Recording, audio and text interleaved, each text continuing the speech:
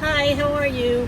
I'm sitting here in the parking lot at Dollar Tree, Davidson Dollar Tree, and I wanted to come on and say hello. I started a car vlog a minute ago, but I didn't like the way it started out, so I'm going to restart it now. Hope everyone's had a great week and you're doing well. The reason I'm starting over is because I was coughing so much because of allergies. The grass pollen is extremely high right now, and I've been sitting outside and got in the car, and I don't know, I just had a coughing fit, but I'm better now.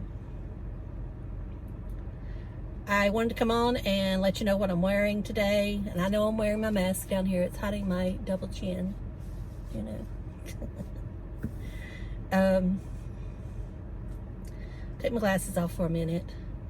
I'm wearing Bloodlust eyeshadow palette today, and I'm wearing what's that foundation? It's the L'Oreal SPF 50, the Age Perfect foundation. That's like, it's hot in here. It is 82 degrees. The Age Perfect with SPF 50. I'm wearing the e.l.f. Coral Primer Infused Blush, like Buxom. Lips is ColourPop Bumble.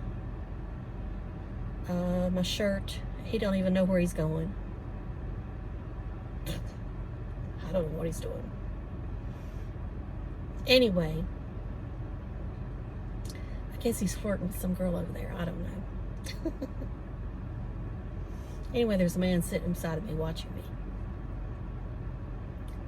Anyway, that's what I'm wearing today.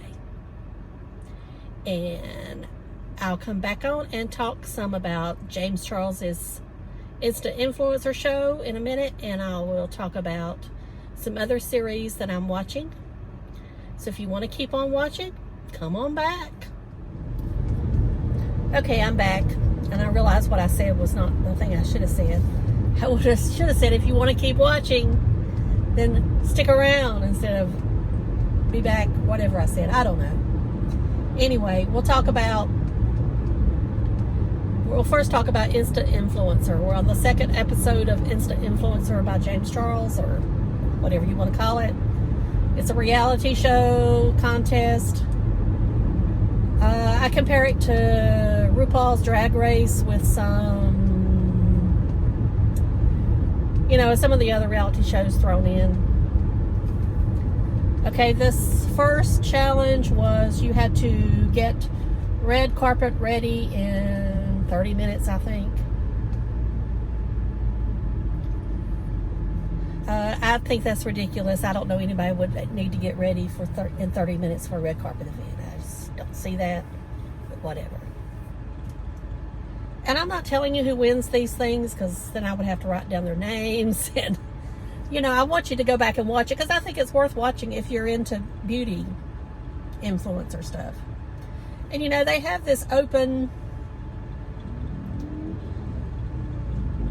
store, Ulta store there, and of course this time we did see the paid product placement at the bottom of the screen. If we did at the beginning, they went back and put it in. It was not in there when I watched it, but of course we have it now.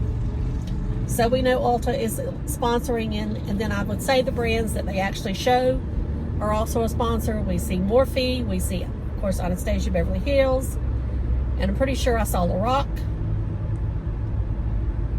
and ColourPop. And there may be more in there, I'm not sure. Benefit may have been in there, I don't know, I can't remember for sure.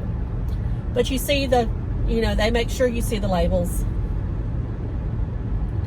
And of course, I know all these brands are at Ulta, but I'm sure they had to pay to get shown on camera. And of course, we go through that, and then they get the winner. And of course, the winner always gets an advantage in the competition to be eliminated. What the winner got in this one was 15 minutes with the guest judge, which is Trixie Mattel, who is a drag queen. And of course the challenge is you've got like 3 hours to get yourself in drag. And of course, you're supposed to represent yourself or what your drag name would be if you had, and I don't know any of them really told the drag name, but anyway. Some of them to me did not make sense. They were not what I picture drag makeup to be. I mean, to me, Trixie represents what drag makeup is. And I didn't see any of them that looked like her. Now, a couple of them did like scenes I would see in a movie, and I would call that theatrical.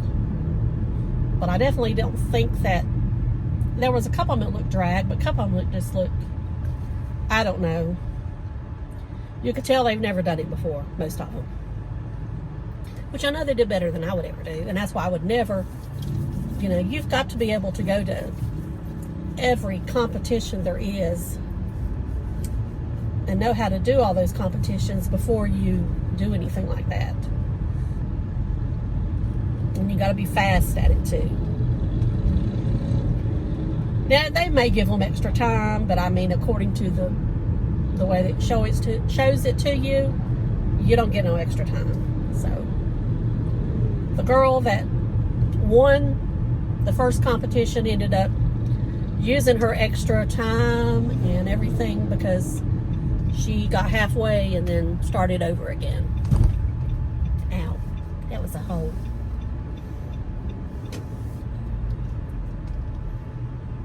I'm going in here in this parking lot and talk to you before I go pick up my food. I ordered my food. Mine and my mom's food. So I'm going to the parking lot and talk to you. I'm going to see if I can get to a shade.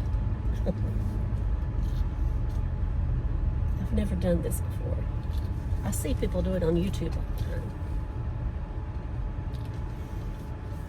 Okay. All right, so we finally see the one that got sent home.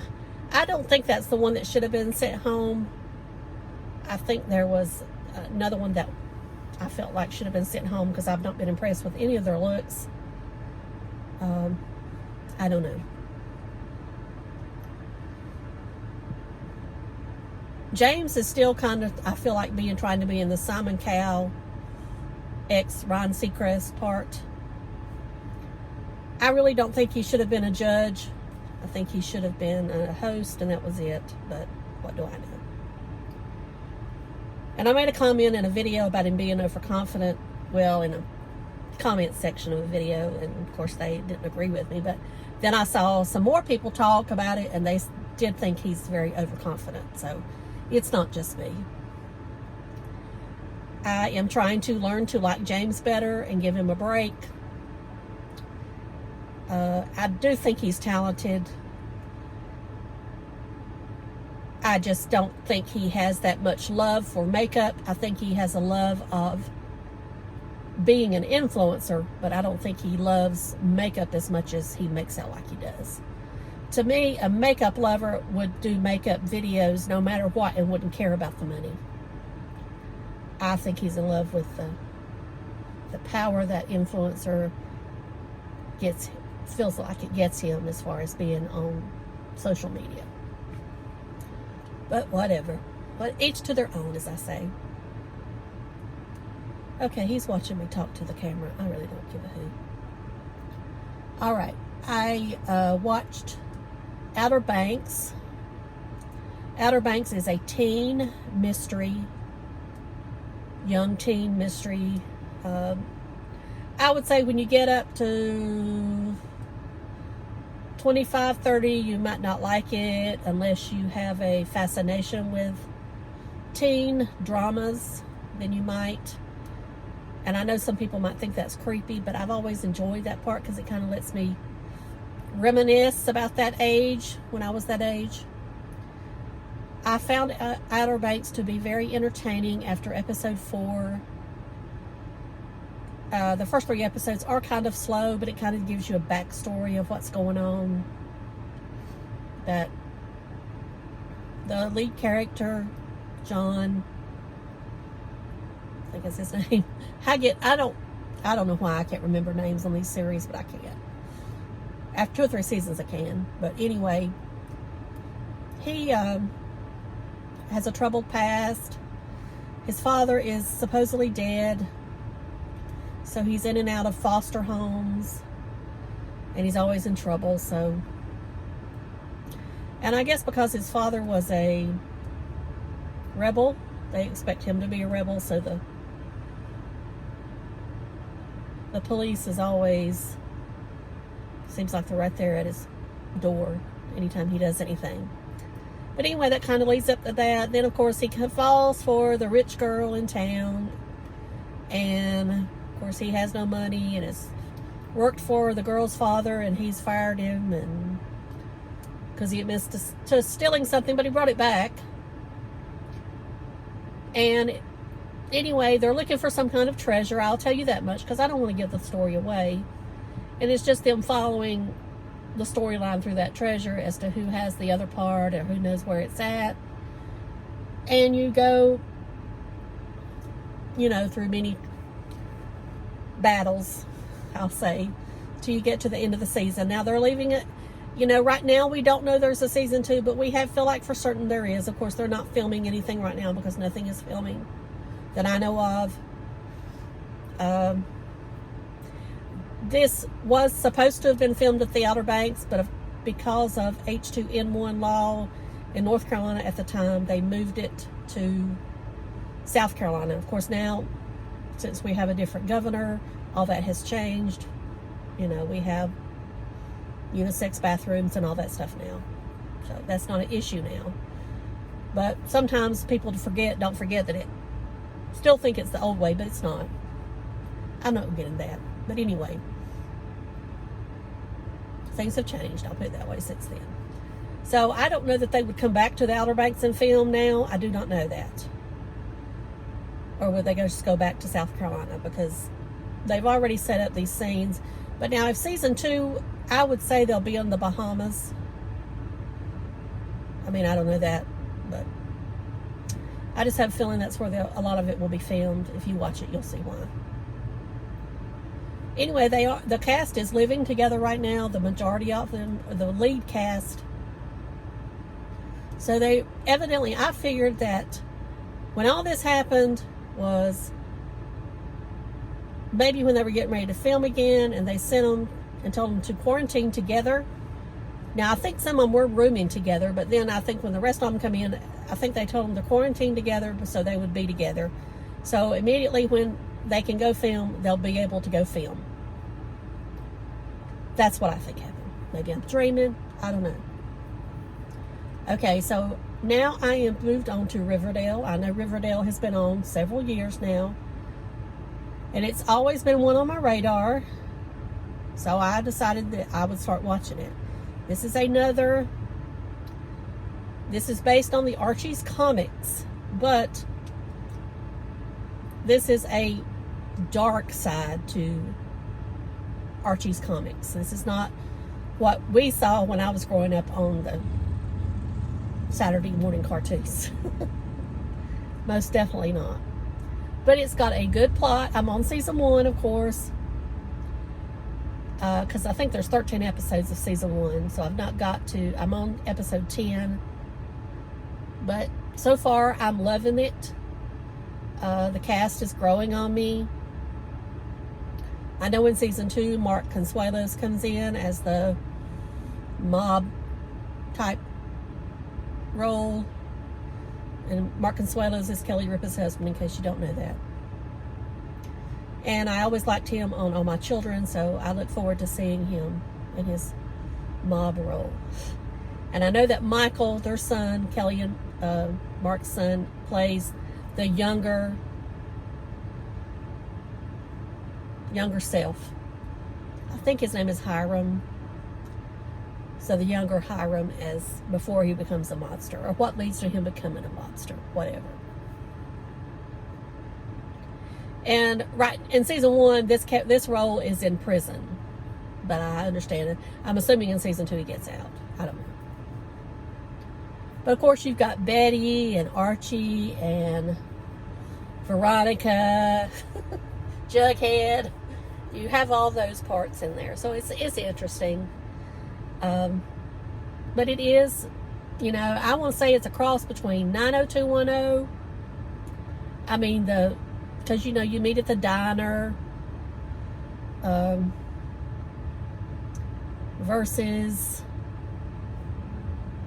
I don't know, you'd have to think of another teen show that, but I mean, the parents are in the storyline in this one as much as the teens, I feel, or it's at least 60-40. Okay, in case you're wondering, I'm right outside the Harley shop and you're hearing the Harleys. They must be taking a ride together right now. There's like 10 of them. So that's the noise, the rumbling you're hearing. And I'll shut up. So I hope you enjoy this little chat. Like I say, it wasn't nothing major, but this is kind of like the direction I'm going in right now until things get back to more what normal is. And I hope you all have a great week, and I will talk to y'all later. Thank you again for watching. Please subscribe if you haven't, and make sure to click the thumbs up, click the notification bell, because I feel that's the only way you're going to get my notifications now, if you say all, since I'm not uploading as much. So see y'all later. Bye.